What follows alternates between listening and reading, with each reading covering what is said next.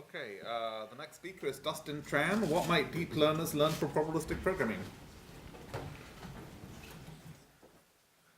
Okay, thanks to the organizers for making this workshop. It's super exciting to be here.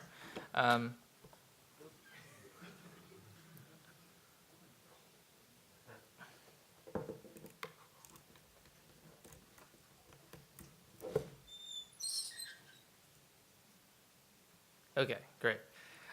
So I'll just go ahead and get started. So if you're interested in research for scientific applications, I will not be talking about that. I'll be focusing mostly on deep learning, which I think of the people in this audience, I might just be the most non-Bayesian one.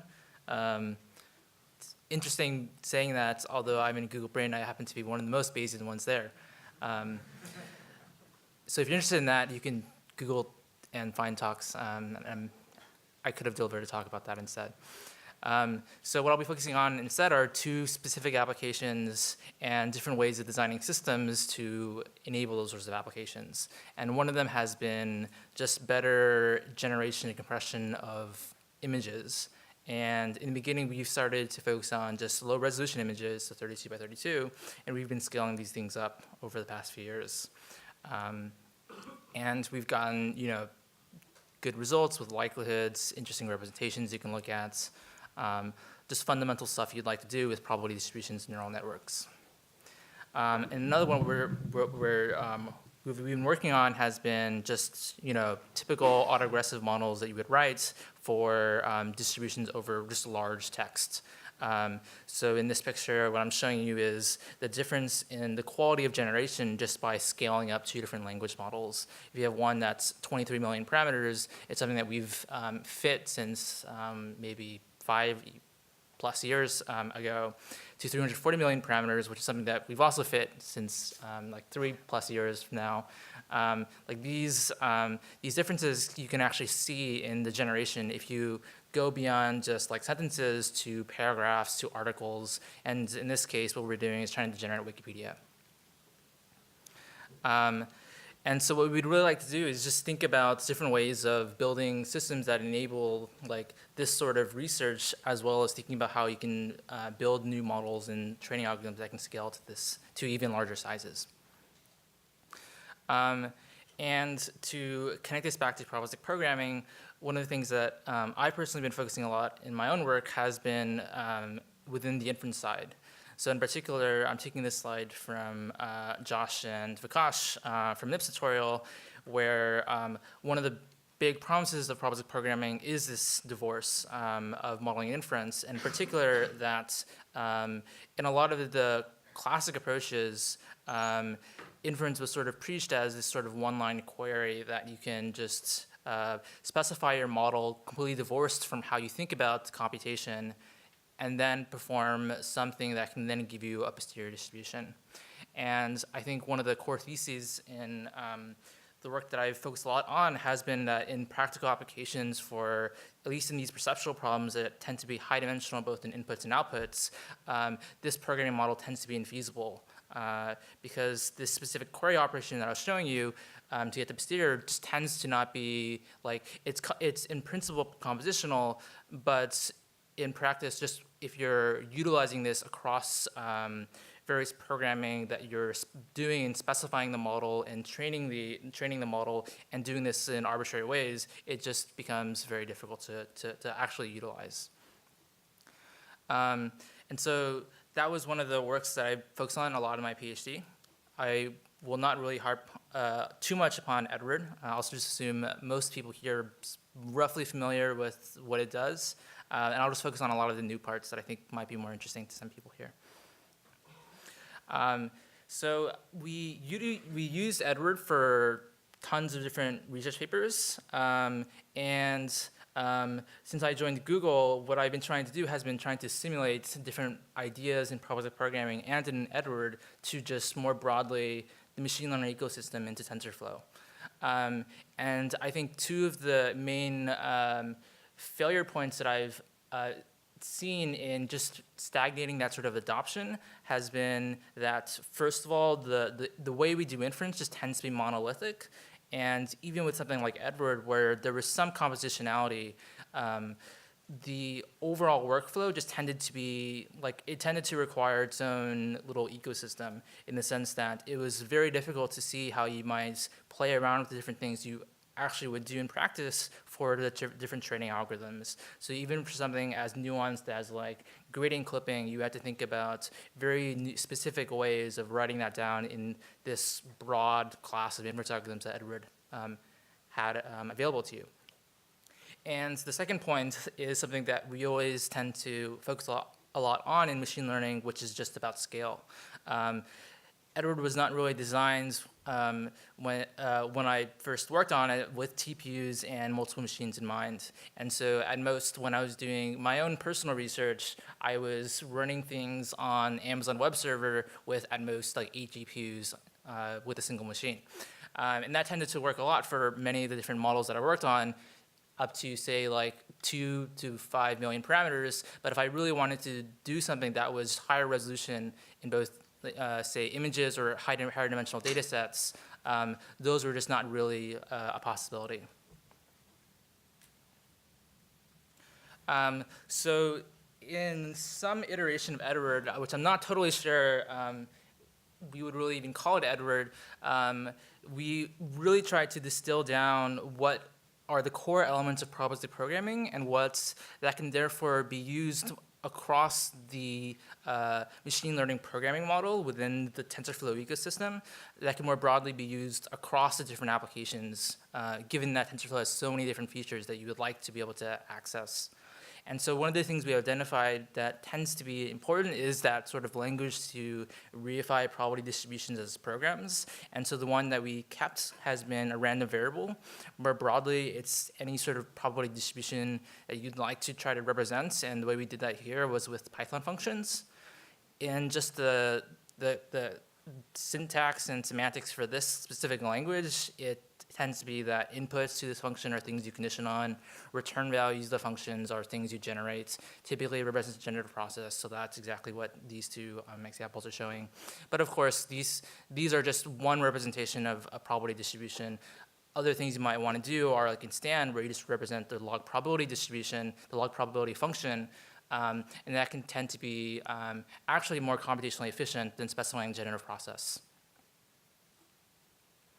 And the second core element that we ended up keeping has been from automatic differentiation, but also more broadly in many of the different effect handlers in probabilistic programming, which is this notion of tracing, that given that you specified some probability model as this program, you can then go through its computation and halt its computation at some point, intercept it with some different computation from, say, another probability distribution, and continue to do other pieces of execution.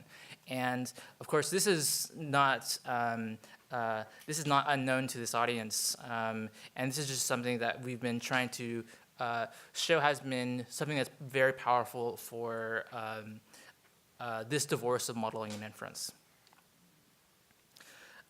So to give a very quick overview of this in a specific example, so this is an LDA script that we wrote. This was written actually by someone from DeepMind who had this really cool idea for scaling up gamma latent variable models and Dirichlet latent variable models and all this sort of stuff with this notion of implicit reprioritization. And when we tried to convert this over to Edward 2, like this script is, at least what I've copied and pasted is just 250 lines of code, which is actually quite a lot. I also cut out a lot of the different utility functions. And really what I'm showing you in all this massive wall of code is that Edward, the language, the specific pieces to do probabilistic programming don't really appear all that much, aside from where you might specify, say, the model. So here's latent Dirichlet allocation, it's the little generative process. Here's how you specify the posterior distribution. It's also through another program. And then finally, when you're defining all of the computation, here's the little piece that does the intercepting with the tracing mechanism. And everything else is just raw TensorFlow and all raw deterministic operations. And it still follows the typical machine learning paradigm of defining flags that you're tuning as hyperparameters, going through like model functions and estimators if you're really into TensorFlow, and playing around with different hardware depending on what you have. Okay. So in a second direction that we've been focusing on has been trying to push scale, and in particular with what we've been doing with what we've been iterating upon with Edward has just been trying to utilize what's currently available with TensorFlow. And so what we would like to do in particular is just think about different ways of scaling the language models to not just have more expressivity with respect to different programming that you can do. In other words, with different ways of specifying priors and posteriors and training and different ways of doing the inference procedure. But we would like to just actually change the software in scaling up in enabling sort of flexibility in scaling the models. And so to give some background on this, you can think of the current framework that most people tend to be as just vanilla data parallelism, where if you have multiple processors, say like multiple cores on a CPU or a GPU, or you have multiple GPUs, the typical way you parallelize computation is just by copying the model across all the different cores and splitting, say, some batch size so that you can then parallelize, say, a log likelihood computation. Then after those log likelihood computations are computed, you just combine them together with something like an all reduce. And this tends to be nice just because it tends to be universal for most models where there's at least some notion of a batch size. But of course, the fundamental limitation is that you have to fit all of the parameters on one core. And so what we ended up doing was this way of model parallelism where you can split arbitrary dimensions of tensors and models. And I won't really go into that in very much detail. What I'll just do instead is just show a bunch of results. And if you're interested in specific details of API and design, you can check the source code, and I'm happy to talk offline. So for one of them, what we did was just to show vanilla data parallelism with the systems that we've designed. And naturally, as you might expect, at least in terms of the math, if you like increase the number of processors, in this case, what we're doing is applying two state-of-the-art models. One, which is known as the image transformer. It's an autoaggressive model over images. Another one is the state-of-the-art VAE for learning latent representations. And if you double the number of TPU chips, you tend to double the throughput. In this case, throughput is measured in terms of examples per second. And that tends to be nice. And in terms of the code, that isn't too much of a change. That's just how you specify the batch size and the number of TPUs you're using. Another example, we scaled up language models. We went from just data parallelism to model parallelism, and we've actually seen across tons of different machine flops that like bigger models for really large data sets tend to help. So we've varied from, say, 20 million parameters to 3 billion parameters. These are actually old results. We've scaled these things now since 2 days ago to 20 billion or 200 billion parameters. But in this case, just from moving from 20 million, which is like prior art, to 3 billion, you actually see pretty large differences in bits per dimension or log likelihood numbers. And then for translation, you also see very big differences. So in just measuring BLEU score, which is the standard metric for translation, you see that as you increase the parameters in your model, as you change the architecture itself, these things tend to help. So as a high-level summary, what we've really been trying to focus on has been improving our understanding of probabilistic systems and trying to utilize these things for deep learning applications. And I think what our attempts were trying to do was push on what we think are the core elements. And we're not totally sure if this is still what you might call as probabilistic programming, but I think that's also what's interesting, which is that this field tends to be very nascent, and I think the broad definition of what you might define as a PPL just constantly evolves as you find out what tends to be important. And as current directions, we're pushing just better understandings of generative models and Bayesian neural networks and utilizing these systems for that specific research directions.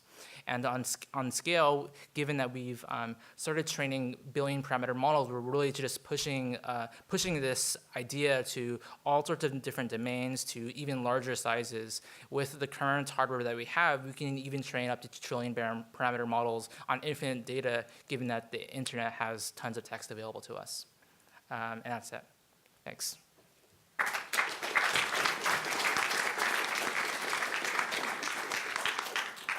Okay, any questions? Yeah. Please repeat the question. What is a language model? What is the language model? So it's just a so as a recap for others unfamiliar, you can think of the language model as a probability distribution over, say, n events. Each event is technically a subword, but it's just a word in some vocabulary. And the way we specified the parameters of this high-dimensional distribution is through an autoregressive factorization. That autoregressive factorization is then parameterized by a neural network, and we've used a very recent architecture in order to get really good results for that.